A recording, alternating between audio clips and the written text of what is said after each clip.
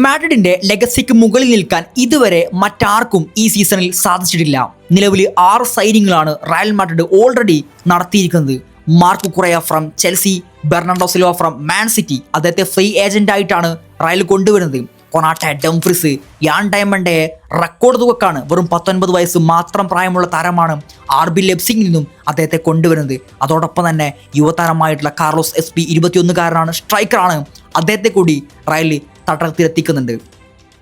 നമുക്കറിയാം, കഴിഞ്ഞ 2 സീസണായിട്ട് റയൽ മാഡ്രിഡിനെ സംബന്ധിച്ച് അവർ അത്ര നല്ല രീതിയിലല്ല പന്തട്ടിക്കൊണ്ടിരിക്കുന്നത്. അവർ വലിയ പ്രതീക്ഷയോടുകൂടി കൊണ്ടുവന്ന ഒരു മാനേജറായിരുന്നു തങ്ങളുടെ മുൻ ലെജൻഡായിട്ടുള്ള സാബി അലോൺസോ. പക്ഷേ അദ്ദേഹത്തിന് ആ ടീമുമായിട്ട് മുന്നോട്ട് കൊണ്ടുപോകാൻ, ടീമിനൊരു ഇമ്പോർട്ടൻ്റ് കപ്പ് നേടിക്കൊടുക്കാൻ വലിയൊരു ഫൈറ്റൊക്കെ നടക്കുന്ന കാര്യം നമ്മൾ കണ്ടു. അത്തരമൊരു ഹ്യൂമിലേറ്റിംഗ് ആയിട്ടുള്ള ഒരു സീസണായിരുന്നു കഴിഞ്ഞ സീസൺ റയലിനെ സംബന്ധിച്ച് കടന്നു പോയിരുന്നത്.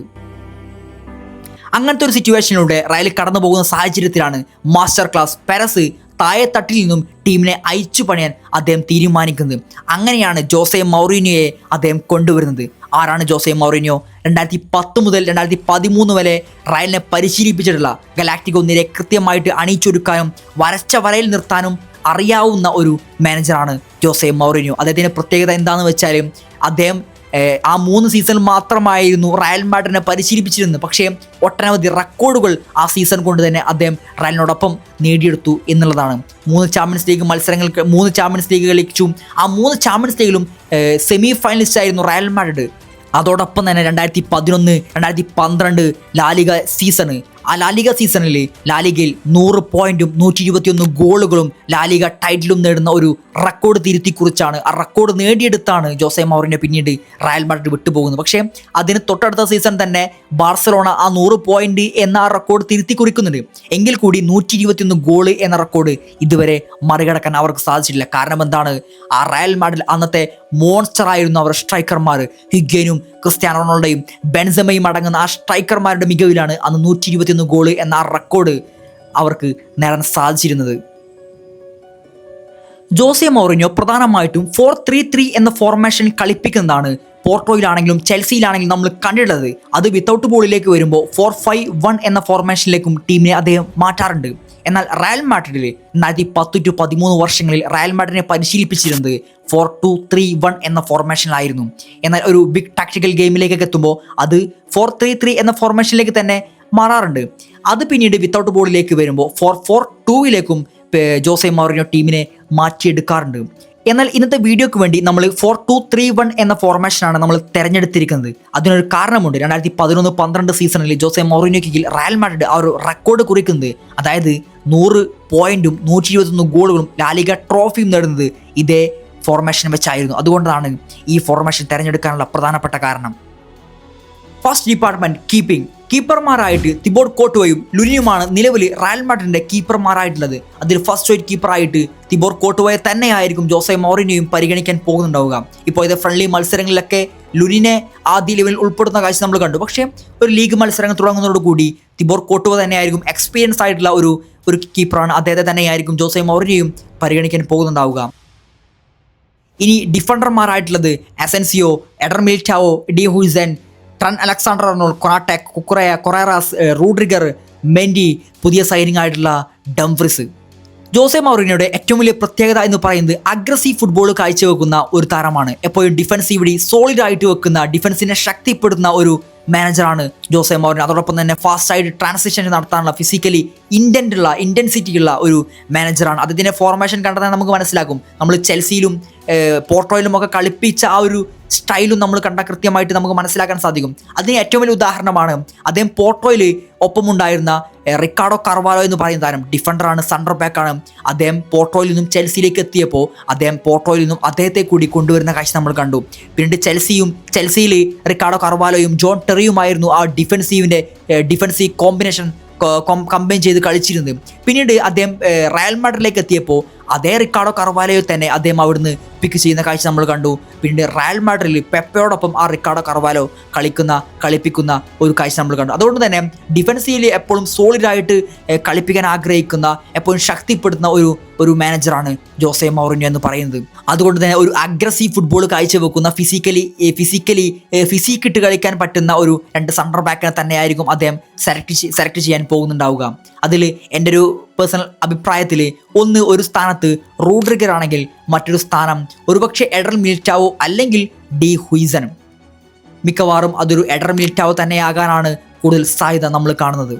രണ്ട് വിങ്ങുകളിലായിട്ട് ഒന്ന് ന്യൂ സൈനിങ് ആയിട്ടുള്ള ഡംഫ്രീസും മറുഭാഗത്ത് കുക്കുറയുമായിരിക്കും. രണ്ട് താരങ്ങളും അദ്ദേഹത്തിൻ്റെ സ്റ്റൈൽ ഓഫ് പ്ലേയോട് യോജിച്ചു പോകാൻ പറ്റുന്ന, അഡാപ്റ്റ് ചെയ്യാൻ പറ്റുന്ന രണ്ട് താരങ്ങളാണ്.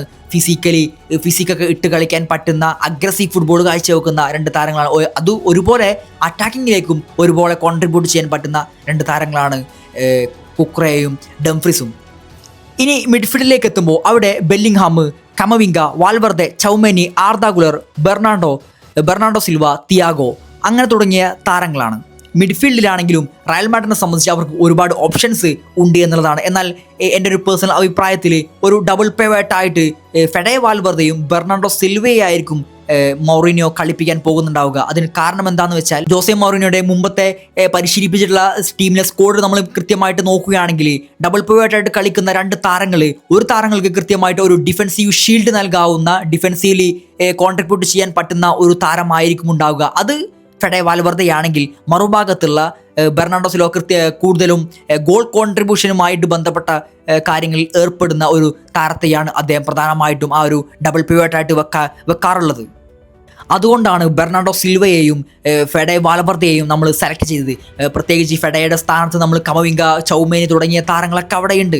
എങ്കിൽ കൂടി ഫെഡയും ബെർണാണ്ടോ സിൽവയായിരിക്കും, പ്രത്യേകിച്ച് പോർച്ചുഗീസ് കാരനാണ് മൗറിഞ്ഞോ എന്ന് പറയുന്നത്. അപ്പോൾ മൗറിഞ്ഞോയും ബെർണാണ്ടോ സിൽവയും ആ ഒരു പോർച്ചുഗീസ് കോമ്പിനേഷൻ നമ്മൾ വർക്കൗട്ട് ചെയ്യാൻ സാധിക്കുമെന്ന് തന്നെയാണ് പ്രതീക്ഷിക്കുന്നത്. അതിന് തൊട്ട് മുകളിലായിട്ടായിരിക്കും ഒരു അറ്റാക്കിംഗ് മിഡ്ഫീൽഡർ ആയിട്ടായിരിക്കും സാക്ഷാൽ ജൂഡ് ബെല്ലിംഗ്ഹാമിനെ അദ്ദേഹം പ്ലേസ് ചെയ്യാൻ പോകുന്നുണ്ടാവുക. 4-2-3-1 എന്ന ഫോർമേഷനിൽ attacking midfielder റോളായിരിക്കും Jude ബെല്ലിംഗ്ഹാമിന് Jose Mourinho നൽകുന്നുണ്ടാവുക. അദ്ദേഹം ഒരു ബോക്സ് പ്ലെയറാണ്, ഫിസിക്കലി പ്രസ് ചെയ്യുന്ന പ്ലെയറാണ്. എന്തുകൊണ്ടും ജോസെ മൗറിനോയുടെ സ്ക്വാഡിൽ കൃത്യമായിട്ടുള്ള ഒരു അറ്റാക്കിംഗ് മിഡ്ഫീൽഡർ ഓപ്ഷനാണ് ജൂഡ് ബെല്ലിംഗ്ഹാം എന്ന് പറയുന്നത്. ജൂഡിൻ്റെ റീപ്ലേസ്മെൻ്റ് ആയിട്ട് ആർദ ഗുലർ അദ്ദേഹത്തിൻ്റെ ആ ഒരു സ്ഥാനത്ത് ഉണ്ടെങ്കിൽ കൂടി അവിടെ ഒരു ജൂഡ് ബെല്ലിംഗ്ഹാമിനെ തന്നെ ആയിരിക്കും ജോസെ മൗറിനോ ടീമിൽ ഉൾപ്പെടുത്തുന്നുണ്ടാവുക, ആ ഫസ്റ്റ് 11 ഉൾപ്പെടുത്തുന്നുണ്ടാവുക. ഇനി സ്ട്രൈക്കർമാരായിട്ട്, മുന്നേറ്റ നിരക്കാരായിട്ട് റയൽ മാഡ്രിഡിന്റെ താരങ്ങളെ നമ്മൾ നോക്കുമ്പോൾ വിനീഷ്യസ് ജൂനിയർ ഉണ്ട്, എൻഡ്രിക്ക്, എംബാപ്പെ, റോഡ്രിഗോ, എസ്ബി, Brahim Diaz and new signing Yan diamond.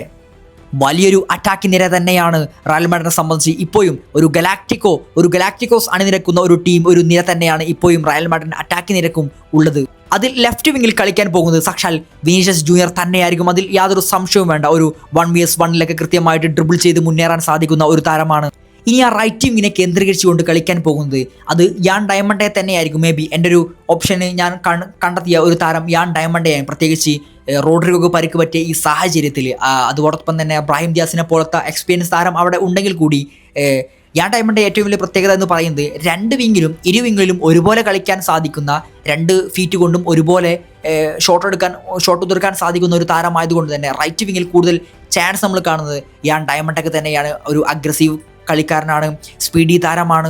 അതുകൊണ്ട് തന്നെ റൈറ്റ് വിങ്ങിൽ ഒരു ഓപ്ഷൻ അത് യാൻ ഡയമണ്ട് തന്നെയായിരിക്കും.